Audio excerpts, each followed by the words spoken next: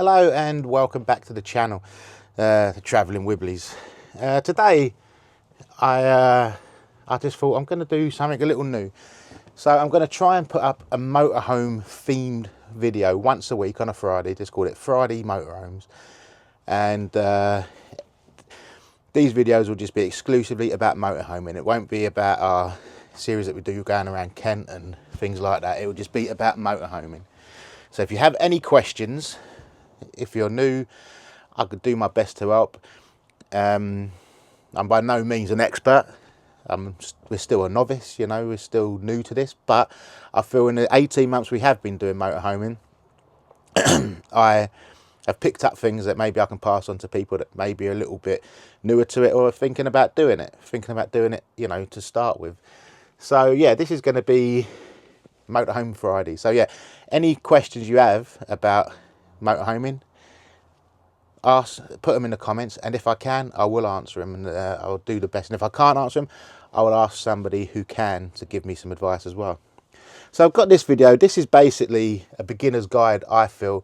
Things you need to think about when you get your first motorhome or thinking of buying a new motorhome. This is just what I think you need to know. So I'm going to split this into 5 little sections. The first section is going to be buying the motorhome. The second section, I'm just reading my list here. The second section is gadgets you will want with the motorhome. The third is driving your motorhome. And the fourth is once you get to a campsite. And the fifth is just essentials, things that you need to know. Right, so let's start. So yes, first off, buying your motorhome. Most people, you'll probably watch dozens of videos on motorhome if you're looking to buy, and most people will tell you that the key thing to look at is layout. Layout is king when it comes to motorhomes. You have to find the right layout for you. I was told when we bought our first motorhome that most people settle on their ideal motorhome on their third go. We're on our second one, but both motorhomes have had the same layout. So they're both 6 berths. There's a video on the channel if you want to look at the layout of this motorhome and our first motorhome. They're both the same layout. Overcab bed, 2 make-up double beds in the front bit and the back bit, midships kitchen, and this one's got a wet room and the last one had a shower in it. But yeah, the same layout. So layout, we found our right layout, luckily, first of all, because we are a unique kind of situation. I travel with my mum, my sister, my brother, my nephew, so we can't all just share beds, you know, so we need to have 3 separate sleeping areas. So layout is king. You must find the right layout for you, because if the wrong layout, you won't enjoy your experience as much as you could. Yeah. And when you do buy it, they're going to offer you all sorts of extras. Your motorhome just comes as is, you know, as you see it, you know, and they will offer you awnings, they will offer you bike racks, they'll offer you maybe an automatic gearbox option if you can. All very good things to have, but also remember that you're limited. If you've passed your driving test after I think it's 1997, I think, or that if you've passed your driving test at a certain point, you've only got a B licence, then you can only drive up to 3.5 ton motorhome. Whereas if you've passed before that date, you can drive anything. So if you are, say, in your 30s and maybe 40s looking to do this, and you've only got a B licence on your, you know, you're only able to drive up to 3.5 tons, be very careful about the add-ons you do put onto the van, because the van will come in at a specific weight as standard. Say, for argument's sake, 2,700 kilos, which is 2.7 tons. So you've got 800 kilo payload if you just take it as is. But you add an awning that could be 40 kilos, a gearbox could be, an automatic gearbox could be another 40 kilos, a bike rack could be 10, 15 kilos. It all adds up and it lowers your payload.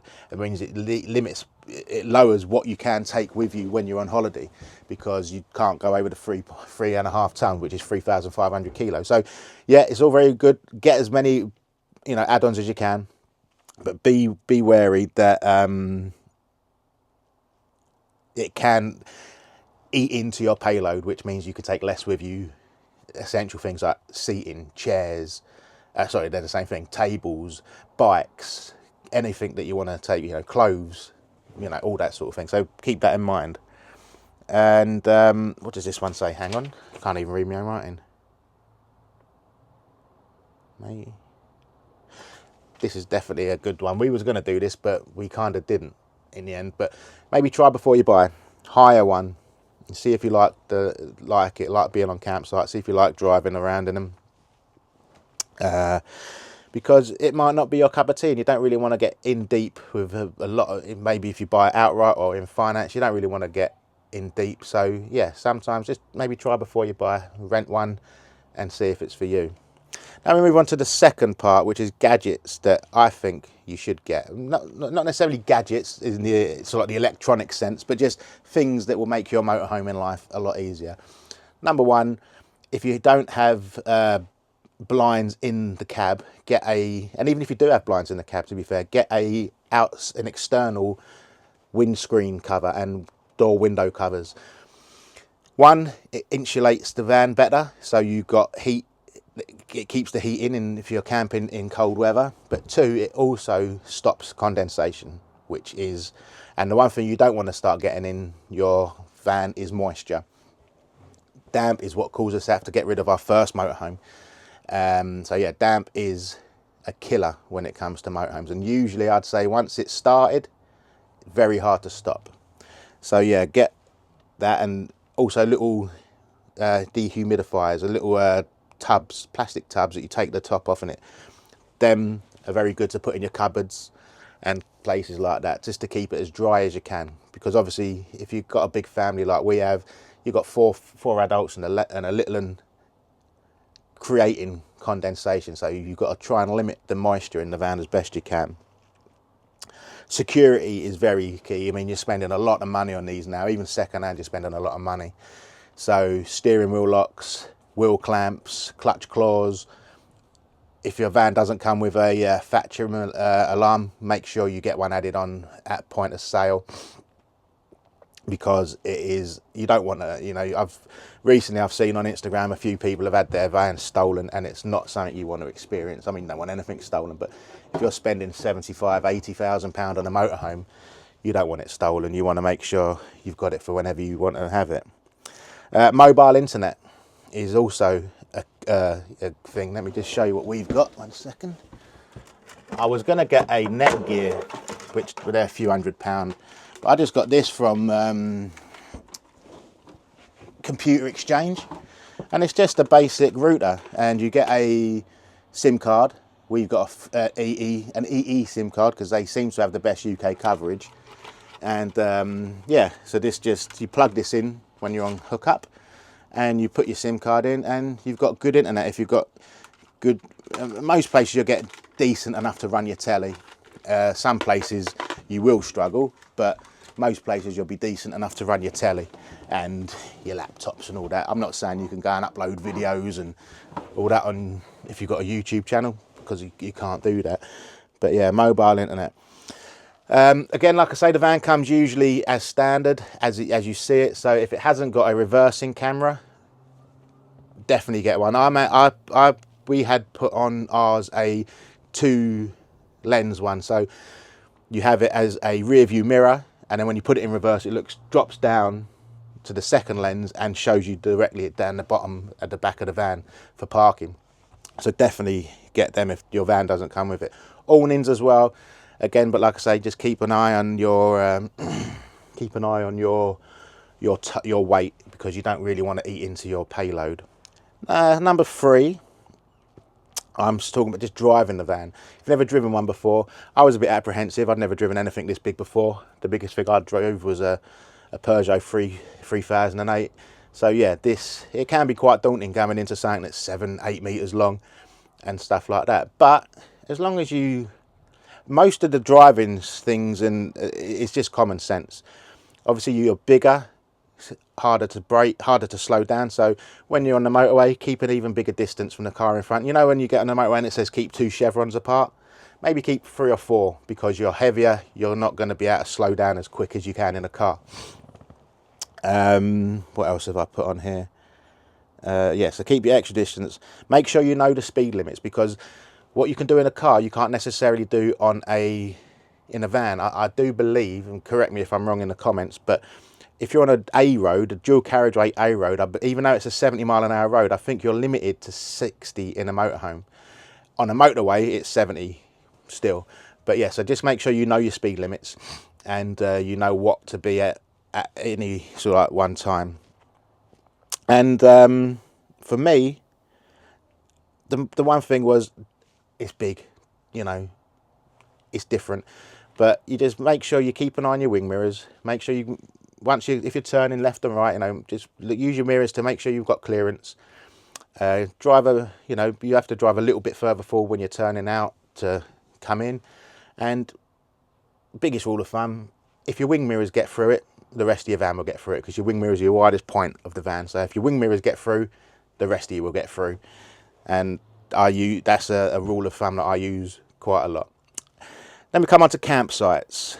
One thing, even though your van comes with a kitchen, with a sink and toilet and bathroom, if you've paid for facilities, you know, use them, because one, you've already paid for them, and two, it's less wear and tear on your van's stuff. I would only say, I was one for using the van stuff, but I use the facilities now. But yeah, only really use your onboard showers and your onboard sinks if you're off grid and you haven't got anywhere to go, because the facilities at most sites now are top notch. You've got pot washes, so you don't have to worry about washing up. You know, there's pot washes for you to do that. So if you paid for stuff, use it. You know, so that's one thing on the campsite. Also, just respect others on the campsite. Again, just like the driving things, quite common. You know, pretty much common sense. But just respect others. Don't encroach on their pitches and all that kind of thing. But you know, most people you'll meet, I've not met a nasty person on a campsite yet. So even if you did walk across someone's pitch, I don't think they're going to have a go at you, but you just never know. So yeah, and when you hook up properly. So you hook your van up before you hook up to the mains on the on the site, because obviously if you hook to the mains up first, you've got a live electric wire in your hand, and if it's a bit damp, you know, so plug in the van first and then plug into the mains electric socket at the site second. And also know your ampage, know what amps. And most sites are either 10 or 16 amp, and obviously the higher the amp, the more things you can run. But you don't want to be going blowing the fuse. Sometimes you can even blow the whole site. So yeah, you just want to know your ampage and make sure that you're not overusing the sockets, so you can still use your stuff. Back to gadgets as it goes. Actually, I've got this under essentials. What's this here? Hang on a sec. Oh yeah, this is, sorry, under gadgets that I did forget. If you can, refillable gas cylinders, a lifesaver. We've got gas flow. No, yeah, and you just, petrol stations that have got the gas pump, you just go there, hook it on, and fill up as if you're filling up your petrol or your diesel. One, it's cheaper. The initial outlay isn't, but it's cheaper to get 10 kilos of gas from a pump than it is to get swapped for a 10 kilo colour gas bottle. And that's if you can find a colour gas bottle. Again, I mean, they're rare as hen's teeth. So yeah, I would definitely recommend a refillable gas cylinders. We've got one 10 kilo gas cylinder, and we filled it up once, and that's done us. I think I've still got a quarter of a tank left, so that's definitely good. Yeah, and campsites as well. Back to the campsites. Know what chemicals they allow, because not all chemicals are allowed down there at Elson Points. We use green. I find that's pretty universal, but some, you can get a blue one and a pink one, and some campsites don't let you use blue, some campsites don't let. So we've just used green, and we've not had any problems with green. So that's another thing you need to make sure you know. And then we come on to essentials, things, you know, that you're not going to get on without. I've got, you know, mirror protectors, because you are going to clip a lot, and the mirror protector might only cost 60 quid for the pair, whereas if you break one of your wing mirrors, you're looking at a couple of £100 to start off with. Power banks are definitely an essential. because it does take away, especially if you're on a site with 10 amp rather than 16, it does take away the necessity to rely on the campsite electric. But power banks, you know, they range from anywhere from a couple of £100 to a couple of £1,000. So what suits your pocket is the best thing to go for. Also know the dimensions of your van. You're driving down a road and you've got a low bridge. Lots of people would just recommend have a little sticker in your cab somewhere where it's got your height and your width and your length, you know, but especially your height and your width when you come to width restrictions or low bridges. Definitely know the dimensions of your van, and yeah, because that could get you into some trouble.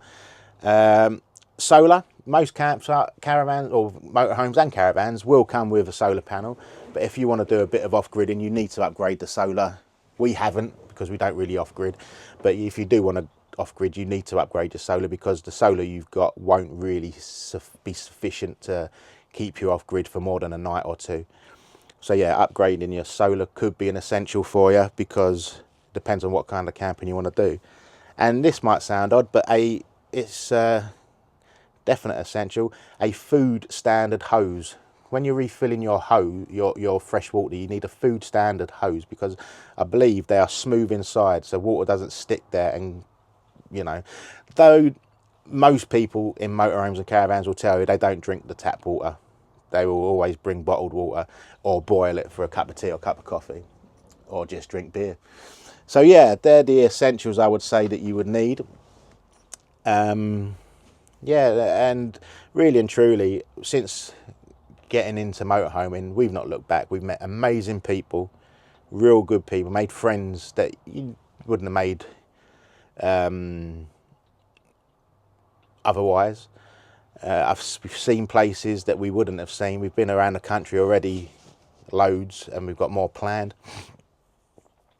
And enjoy yourself. Just, if you're going to do it, throw yourself into it. You know, jump in, just enjoy it. Because I tell you, you won't have a better, there's not a better lifestyle out there for your holidays. If you know, especially if you don't want to go abroad, and go abroad in them, obviously. You know, there are certain other things you need if you're going abroad. Like in France, you need to have a warning triangle, high-vis jacket. I think you need to make sure you've got a blanket, but being in a motorhome, you're going to have a blanket. You have to have angle mortise signs if you're over a certain size.